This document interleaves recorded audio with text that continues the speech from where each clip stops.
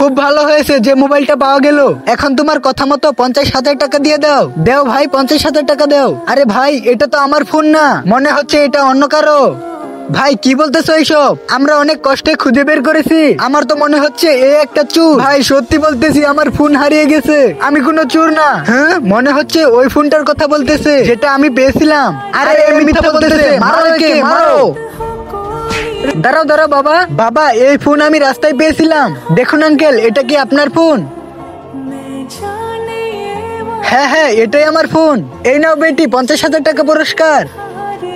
দাঁড়াও ভাই দাঁড়াও, এই ফোনে কি এমন আছে যে 10,000 টাকার মোবাইলের জন্য তুমি 50,000 টাকা দিলে?